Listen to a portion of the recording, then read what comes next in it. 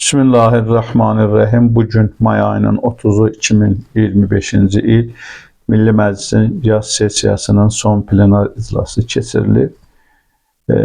Bu zamana qədər müxtəlif təkliflər səsləndirilib, amma deputat Razi Nurullayevin tərəfindən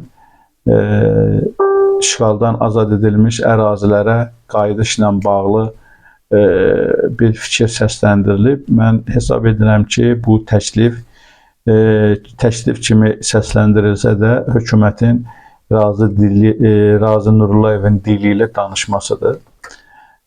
Razi Nurullayev səsləndirir ki, işğaldan azad edilmiş ərazilərdə insanlar, oranın vətəndaşları, yəni oranın sakinləri, daha doğrusu özləri öz yaşayış evlərini tikə bilərlər. Hətta bunun üçün bəzi nümunələr də gətirilir. Müxtəlif adamların adını çəkir ki, onlar imkanlıdırlar və məsələn Laçında və digər rayonlarda orada öz evlərini özləri tikə bilərlər. Əslində bu təklif gözlənilən bir təklif idi. Ona görə ki, Əliyev rejiminin bu hakimiyyətin Azərbaycan xalqının xeyrinə bu zamana qədər nəsə gördüyü görünməmişdi. Ancaq Azərbaycan hakimiyyəti, yəni Əliyev rejimi bu xalqın ziyanına bu günə qədər nə addım atıbsa, ziyanına addım atıb. Bunlar ki, deməli, bu bəyanat verirdilər ki, biz yəni torpaqlar ərazidən, daha doğrusu işğaldan azad olunmuş ərazilərdə hər kəs qayıtmaq istəsə, orada evlər tikiləcək və insanlar ora köçürüləcək. Bu günə qədər bunun sayının çox az olduğunu və təqribən bu prosesin ləng getdiyini biz həmişə tənqid etmişik. Və işğaldan azad olunmuş ərazilərdə görülən əsas işlər deməli hotellərdir. Tikilib, sonra bildiyiniz kimi 3 dənə böyük aeroport salınıb, beynəlxalq statuslu aeroportlar salınıb və demək olar ki, ümumi yollar çəkilib və s. Yəni, əhalinin orada vəziyyətinin yaxşılaşdırılması və yaxud da əhalinin ora köçürülməsi istiqamətində hər hansı bir addım mən atılmadığını düşünürəm. Bu da hökumətin deməli işğaldan azad edilmiş ərazilərlə bağlı xalqdan gizlətdiyi bəzi planların olduğunun göstəricisi kimi dəyərləndirilməlidir ki, mən bunu bu cür təqdim etmişəm hər bir zaman. Hətta bir neçə gün bundan əvvəl Azərbaycan Türkiyə vasitəsilə böyük təhlükəyə sürüklənir başlıqlı bir videoda bu barədə deməli əsas ehtimallarımı faktlara əsaslanaraq təqdim etmişəm.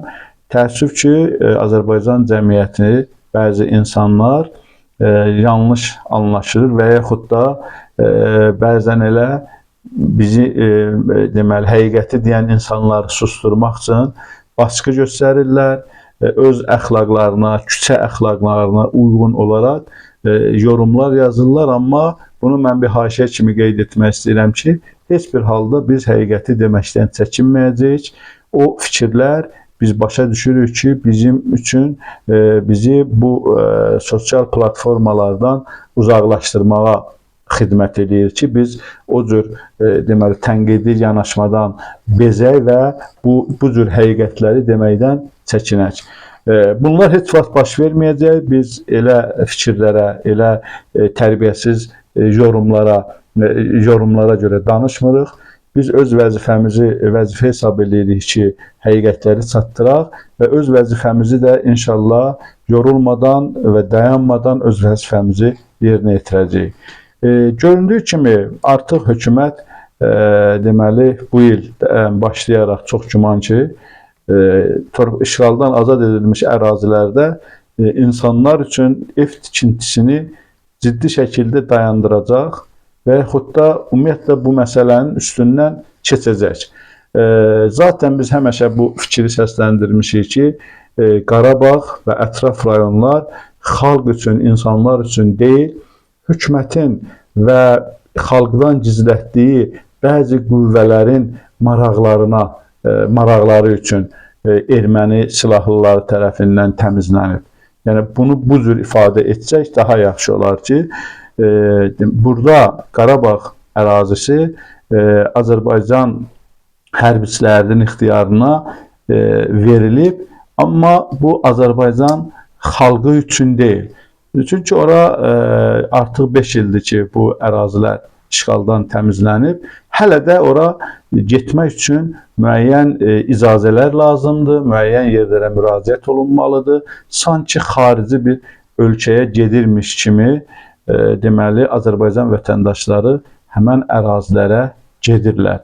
Təbii ki, bunun səbəb göstərirlər ki, minalanmış ərazilər var və s. və ilə axır.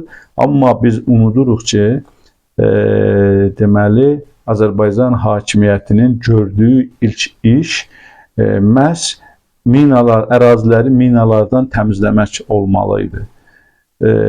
Bununla yanaşı, hətta xatırlayırsınızsa, erməni əsirlərini minalanmış ərazilərin xəritəsini almaq qarşılığında sərbəst buraxmaq prosesləri də baş verdi illər əvvəl. Biz o barədə də bu məsələni açıq şəkildə dedik ki, Azərbaycan hakimiyyəti manipulyasiya edir. Erməni tərəfindən heç bir xəritə almayıb və yaxud da Ermənistan tərəfi ola bilər ki, hər hansı bir minalanmış ərazinin xəritəsini versin. Bunlar tam deyil və sadəcə Azərbaycan cəmiyyətində sakitlik yaratmaq üçün, daxili vəziyyəti stabil saxlamaq üçün bu deməli gedişi eləyir ki, güya Ermənistan tərəfi minalanmış ərazilərin xəritələrini verdi, Azərbaycan tərəfi də ermənilərin əsirlərini qaytardı. Əlbəttə ki, bu əsirlərin qaytarılması xəritələrin verilməsi qarşılığında deyil, Qarabağdan erməni qüvvələrinin çıxardan gözə görünməz qüvvələrin təzyiqi və diktəsi ilə baş verirdi. Ki, bunlar, bütün bu proseslər Azərbaycan əhalisindən və xalqından gizlədilir. Əsasən, işğaldan azad edilmiş torpaqlarla bağlı, ümumiyyətlə Qarabağ prosesi ilə bağlı YAP hakimiyyəti hər zaman orada baş verən proseslərin həqiqətini xalqdan gizlədib. Müəyyən 30 ilə yaxın danışıqlar aparılırdı. Həmən danışıqların mahiyyəti xalqdan gizlədilirdi. Qarabağ birdən-birə işğaldan azad edildi. Onun pərdə arxası məqamlar xalqdan gizlədildi. Ondan sonraki dövrlər, aeroportlar tikilir, müxtəlif addımlar atılır orada. İnsanların ora gediş-gəlişinin sərbəstliyi məhdudlaşdırılıb. Xarici ölkə gedirmiş kimi insanlar ora gedirlər və s. Bunların hamısı xalqdan gizlədilir və niyə deməli bu proseslər xalqdan gizlədilir və s. Bunlar hamısı onu göstərir ki, əlbəttə ki, işğaldan azad edilmiş ərazilərlə Azərbaycan hakimiyyətinin ciddi bir deməli fikri var, düşüncəsi var. Daha doğrusu, işğaldan azad edilmiş ərazilərlə bağlı beynəlxalq bir fikri Azərbaycan hakimiyyəti xalqdan gizlədir. Cümləni belə ifadə eləsək daha gözəl olar. Düşünürəm ki, bundan sonra həmən ərazilərdə, həmən rayonlarda şəxslər üçün, fərdlər üçün fərdi yaşayış evlərinin tikilməsi prosesi dayandırılacaq. Hakimiyyət özünə lazım olduğu qədər orada hansı tikintiləri aparmaq istəyirdisə, həmən prosesləri həyata keçirdi. Kifayət qədər bu 5 il ərzində büdcədən ora vəsait ayırdı. Dövlət hesabına həmən o proseslər, həmən o tikinti işləri hamısı görüldü. Əhaliyə gəldikdə isə əhali yenə də deməli özü öz hesabına kim istəsə gedib orada, təbii ki, burada əgər bir insan gedib orada öz hesabına torpaq ev tikirsə, fərdi yaşayış evi tikirsə, o zaman o oradan torpağın alınması prosesi də başlayır. Oradan torpaq almalıdır öz hesabına. Burada artıq Qarabağda alver prosesi başlayacaq. Deməli, torpaqlar Azərbaycan xalqının oğullarının qanı hesabına əldə edilib və hakimiyyət, bu yırtıcı, qudurmuş hakimiyyət isə həmən torpaqları müəyyən məbləğlər qarşılığında Azərbaycan xalqına, o insanlara, şəhid ailələrinə satacaq və qalan məsələlərdə təbii ki, yenə orada onun sənədləşdirilməsidir, digər məsələlərdir. Bunlar hamısı deməli Azərbaycan hakimiyyətinin ticari münasibətləridir, ticari planlarıdır. Və düşünürəm ki, Azərbaycan hakimiyyəti Qarabağla bağlı olan iyrənc fikirlərini yavaş-yavaş üzə çıxardır. Xalq artıq bu hakimiyyəti, bu rejimi tanımalıdır.